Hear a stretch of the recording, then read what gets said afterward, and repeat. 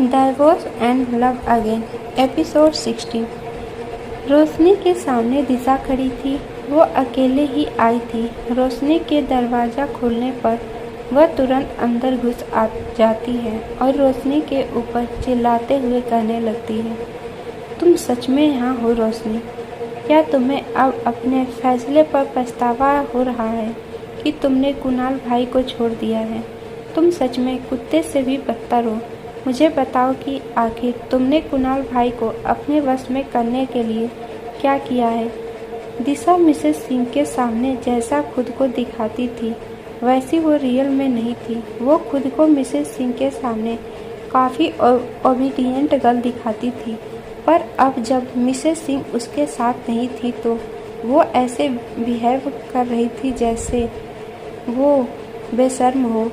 रोशनी कुछ बोलने ही वाली थी कि दिशा के ऊपर अचानक किसी ने कुछ फेंका। आह, ये क्या है? दिशा ने उस चीज़ से बचने की कोशिश की, लेकिन तब तक बहुत देर हो चुकी थी। उस चीज़ ने दिशा के चेहरे पर अपनी छाप छोड़ दी थी। ओह माय लिटिल फिश, तुम यहाँ क्या कर रही हो? देखो, तुम मुसीबत में फंस गई और किसी से टकरा गई। तुम कितनी अनलकी हो। स्रेजल आंटी ने दिशा को पूरी तरह से नज़रअंदाज कर दिया। उन्होंने मछली को पकड़ा और उसके साथ ऐसे खेलने लगी जैसे कि वो एक बार फिर से उस मछली को दिशा के ऊपर फेंकने वाली हैं। वो मछली अभी भी जिंदा थी। दरअसल जो चीज़ दिशा के मुंह पर मारी गई थी वो मछली थी जिसे स्रेजल आंटी ने दिशा की बकवास उसके मुंह पर फेंका था। तुमने मेरे साथ ऐसा करने की हिम्मत कैसे की? तुम्हें तो मैं। दिशा अचानक चुप हो जाती है जब वो रोशनी की आंटी को अपने हाथ में पकड़े मछली को घुमाते हुए देखती है। दिशा काफ़ी ज़्यादा डर गई थी कि कहीं रोशनी की आंटी एक बार फिर से उसके ऊपर वो मछली ना फेंक दे, इसीलिए वो चिल्लाना बंद कर देती है। स्रेजल जी घूमी और अपने हाथ में मछली को पकड़े चली गई। अगर तुम्हारे अंदर सच में इतनी हिम्मत है तो जाओ और अपने भाई को मुझे डिवोर्स देने के लिए मनाओ और आपस में शादी करने के लिए भी। ये मेरे साथ लड़ाई करने से काफ़ी ज़्यादा बेहतर होगा। रोशनी दिशा को देखते हुए कहती है। उसका मूड काफ़ी ज़्यादा अच्छा हो गया था जब उसने दिशा के मुंह पर मछली फेंकते हुए देखा था। तो दिशा ने अपना चेहरा पोंछने के लिए अपने कोट का इस्तेमाल किया। उसका मेकअप थोड़ा गंदा हो गया था और वो थोड़ी शर्मिंदा लग रही थी। तुम।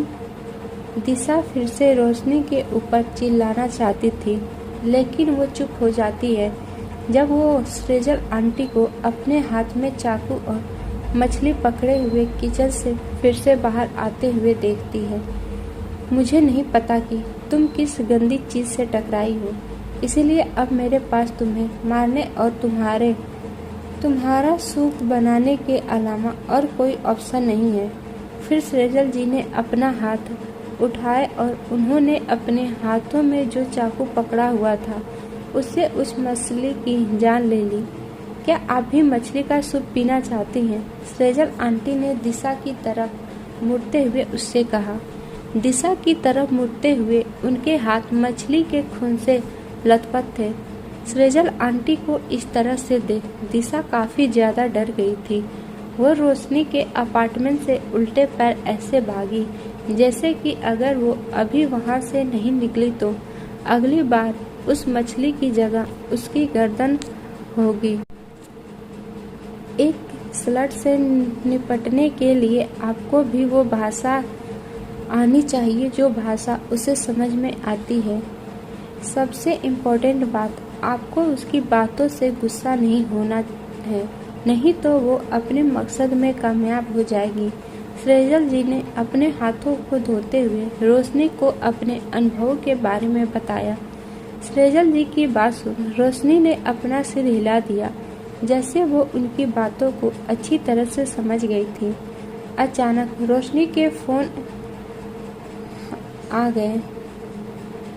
जानी पहचानी रिंगटोन बजने लगती है। ये वही रिंगटोन थी जिसे रोशनी ने कुणाल के लिए सेट किया था। पहले रोशनी हमेशा उस रिंगटोन का वेट किया करती थी कि कब वो बजेगा, लेकिन अब जब वो उस रिंगटोन को सुनती थी तो उसे ऐसा लगता था जैसे उसके कान के पास कोई पटाखे फोड़ रहा हो। दिशा अपार्टमेंट में गई थी। रोशनी के कॉल पिक करते ही कुणाल ने उसे दिशा के बारे में सवाल किया। हाँ, क्या बात है? रोशनी कुणाल के सवाल का हाँ में जवाब देती है। वो सोच रही थी कि क्या यहाँ से जाने के बाद दिशा ने कुणाल से शिकायत की थी। क्या उसने तुम्हें किसी भी तरह से नुकसान पहुँचाया है? अगर तुम चाहो तो मैं उसे सबके सामने सिखाऊंगा। कुणाल चाहता था कि रोशनी से ऐसा लग रहा था कि कॉल काटने के बाद कुणाल दिशा को काफ़ी ज़्यादा डांटने वाला था। रोशनी ने कुणाल के सवाल का कोई जवाब नहीं दिया था। फ़ोन के दोनों तरफ शांति छाई हुई थी। रोशनी कुणाल इस बदले हुए व्यवहार से काफ़ी ज़्यादा शौक में थी। क्या ये कुणाल है? आज रात खाने के लिए आओ, सृजल जी चिल्लाई जब उन्होंने देखा कि रोशनी अचंभे में खड़ी हुई थी। रोशनी ने बिना कोई आवाज़ किए फ़ोन को अपने हाथ में पकड़े रखा। ओके, कुणाल ने एक शब्द में जवाब दिया और फ़ोन काट दिया।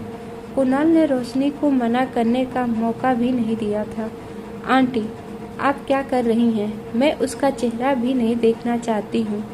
रोशनी अपनी आंटी की तरफ पलटते हुए कहती है। रोशनी वापस तो कभी भी कुणाल को फ़ोन नहीं करने वाली थी और ना ही वो कुणाल को वो आने से रोक सकती थी। भागना बेकार है रोशनी। क्या तुम्हें लगता है कि तुम उसका सामना ना करके उससे तलाक ले सकती हो? उसे आने दो यहाँ। आंटी तुम्हारे लिए उसका एग्ज़ाम लेंगी, रोशनी से सृजल जी कहती हैं। ये सब कहते समय उनके चेहरे पर एक शैतानी वाली मुस्कान थी और किसी को नहीं पता था कि उनके दिमाग में क्या प्लान चल रहा है। जब तक सृजल जी ने सभी डिशेज को बनाकर टेबल पर रखा, तब तक वहाँ अंधेरा छा चुका था। मेज पर जितनी भी डिशेज थी वे सभी मसालेदार थी। आंटी, वो मसालेदार खाना नहीं खाता है, रोशनी अपनी आंटी को याद दिलाते हुए कहती है। रोशनी को मसालेदार खाना खाना पसंद था, लेकिन कुणाल के ना खाने की वजह से उसने भी काफ़ी लंबे समय से इस तरह का खाना नहीं खाया था। मुझे पता है, लेकिन मेरी रोशनी को तो यही पसंद है ना? सृजल आंटी ने रोशनी को देखते हुए उससे कहा। सृजल आंटी कह ही रही थी कि डोल बेल बजती है। सृजल आंटी दरवाज़ा खोलने चली जाती हैं। जब सृजल आंटी ने दरवाज़ा खोला तो दरवाजे पर कुणाल अपने हाथों में फूलों का बुके लिए हुए खड़ा था और उसके पीछे संजय खड़ा था, जिसके हाथ में बहुत सी चीज़ें मौजूद थी। ये सब किस लिए है?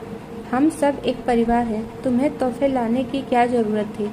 सृजल जी ने कुणाल से कहते हुए ही उसे घर के अंदर इनवाइट किया। कुणाल अंदर आ जाता है और संजय भी। आंटी कुणाल और संजय को डाइनिंग टेबल के पास ले जाकर कुणाल को बैठा देती है। कुणाल, तुम्हारी आंटी को नहीं पता है कि तुम्हें खाने में क्या पसंद है, इसीलिए मैंने मेरी रोशनी की पसंद के अनुसार ही खाना बनाया है।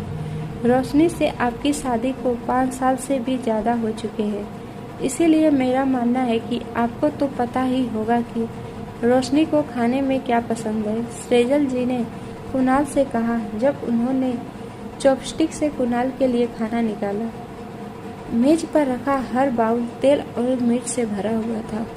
रोशनी को ये मसालेदार खाना तो बहुत पसंद था, लेकिन कुणाल ने उसे कभी भी नहीं खाया था। कुणाल ने अपने बाउल में मिर्च से ढके बाउल को देखा और अपनी आईब्रो को आपस में जोड़ लिया। रोशनी कुणाल को पूरी तरह से नज़रअंदाज किया और वो अपने मील को एंजॉय करने लगी थी। जल्दी करो, कोशिश करो, ये बहुत ही स्वादिष्ट है, सृजल जी कहती हैं जब वे देखती हैं कि कुणाल खाने को छू भी नहीं रहा था। कुणाल ने रोशनी की तरफ देखा जो बहुत ही खुशी के साथ खाना खा रही थी, जैसे कुछ भी गलत न हो। मिस सीओ मसाले वाला खाना नहीं खाते हैं। जब संजय से और बर्दाश्त नहीं हुआ तो उसने सृजल जी से कहा, बकवास, हमारी रोशनी को मसालेदार खाना बहुत पसंद है। कुणाल को ये कैसे पसंद नहीं आया?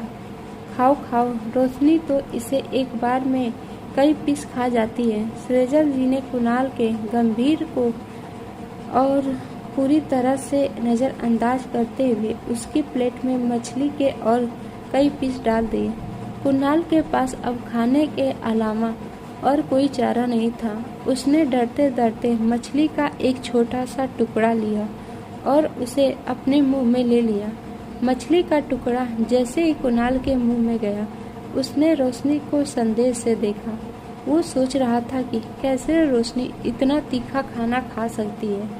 कुणाल ही जानता था कि उसने रात होने का कितना वेट किया था। वो कितना ज़्यादा खुश था कि उसे रोशनी की आंटी ने डिनर पर बुलाया है, पर यहाँ तो कुछ और ही चल रहा था। कुणाल ने ज़बरदस्ती उस मछली के टुकड़े को निगला। कुणाल को ऐसा लग रहा था कि मिर्च की वजह से उसका गला ही जल जाएगा। पूरे डिनर टेबल पर रोशनी ही अकेली थी जो मन से खाना खा रही थी। रोशनी की आंटी तो बस कुणाल के प्लेट में ज़्यादा से ज़्यादा खाना डालने में बिजी थी। साथ में उन्होंने एक मिर्ची भी कुणाल के प्लेट में डाल दी थी। कुणाल ने उस मिर्ची को देखा जिसे अभी अभी रोशनी की आंटी ने उसके प्लेट में रखा था। इस मिर्ची को खाओ, इससे तुम्हारे खाने का टेस्ट और भी ज़्यादा बढ़ जाएगा। कुणाल ने उस मिर्ची को देखा और अगले ही पल उसने वो मिर्ची अपने मुंह में डाल ली, जिससे उसने अपनी पूरी जिंदगी में कभी भी नहीं खाया था। उस मिर्ची को खाने के बाद उसका माथा पसीने से लथपथ हो गया था, पर फिर भी वो चुप ही रहा। खाना खाने के बाद रोशनी अपने रूम में वापस आ गई थी। सृजल आंटी ने बर्तन साफ किए और खुद को किचन में बिजी कर लिया। कुणाल रोशनी के घर से नहीं गया था, बल्कि वो सोफे पर जाकर बैठ गया था। संजय जो कुणाल से 3 कदम दूर था, कुणाल की हालत देख वो थोड़ा परेशान था। कुणाल जिसने कभी भी मसालेदार खाना नहीं खाया था, अचानक उसने इतना ज़्यादा मसालेदार खाना खा लिया है। ज़रूर उसे थोड़ा अनकंफर्टेबल लग रहा होगा। यही सोचकर रोशनी जो अपने कमरे में पेट के लिए दवा लेने के लिए लौटी थी, वो इसी कश्मकश में फंसी हुई थी कि उसे ये दवा कुणाल को दे कि नहीं। पर फिर रोशनी को दवा लेकर बाहर आ जाती है और एक गिलास में गर्म पानी डालने के बाद उस दवा के साथ उस गर्म पानी को कुणाल के सामने रख देती है। दवाई रखने के बाद रोशनी जा ही रही थी कि कुणाल ने उसे अपनी बाहों में खींच लिया। तुम अभी भी मेरी परवाह करती हो? कुणाल ने रोशनी के चेहरे को ध्यान से देखते हुए उससे पूछा। वह रोशनी के चेहरे को ऐसे देख रहा था कि जैसे वह उसके चेहरे पर कुछ खोजने की कोशिश कर रहा हो। मुझे जाने दो, रोशनी अपने धड़कते हुए दिल के साथ कहती है। कुणाल ने रोशनी को जाने नहीं दिया, बल्कि उसने रोशनी के ऊपर अपनी पकड़ को और भी ज़्यादा मजबूत कर दिया था। कुणाल अपनी सुंदर आंखों से रोशनी को एकटक देख रहा था। उसकी आंखें रोशनी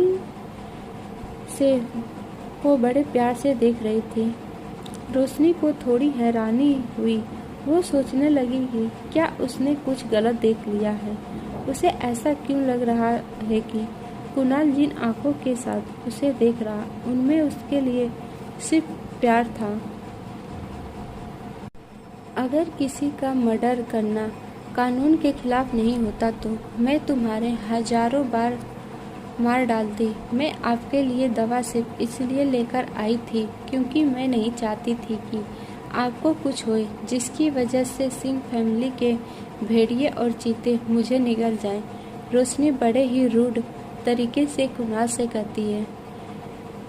नरम दिल मत हो, और वैसे भी ये गुस्सा करने वाला आदमी इतनी जल्दी नहीं बदल सकता है। ये बस एक घमंडी आदमी है जो अपनी हार बर्दाश्त नहीं कर पा रहा है। रोशनी खुद से ही अपने मन में कहती है, ओह, तुम दोनों यहाँ क्या कर रहे हो? ये तुम लोगों का रोमांटिक मोमेंट है कि झगड़ा? चलो, क्या तुम दोनों पहले से ही मैच्योर नहीं हो गए हो? कुणाल, रोशनी को जाने दो। बड़ी होने के नाते मैं तुमसे कुछ पूछना चाहती हूँ। श्रेजल आंटी जो किचन का काम करके आ रही थी, वो कुणाल को रोशनी को पकड़े देख रोशनी को उससे आज़ाद करने में मदद करते हुए कुणाल से कहती है। कुणाल ने रोशनी को जाने दिया और मेज पर रखी दवा उठा ली। उसने पानी नहीं लिया और उस कड़वी दवा को ऐसे ही निगल गया। रोशनी जाने के लिए मुड़ी ही थी कि श्रेजल जी ने उसे भी रोक लिया। रोशनी, मत जाओ, रुको तुम भी। प्लीज़ गाइस, आप सब हमारे चैनल को ज़्यादा से ज़्यादा शेयर करें और सब्सक्राइब करें, क्योंकि रीच नहीं बढ़ रही है। और जिन्होंने भी चैनल को सब्सक्राइब नहीं किया है, प्लीज़ आप सब सब्सक्राइब कर लीजिए और प्यारे प्यारे कमेंट करें और ये बताना ना भूलें कि ये स्टोरी आप सबको कैसी लग रही है। और मिलते हैं नेक्स्ट एपिसोड में, तब तक के लिए बाय बाय।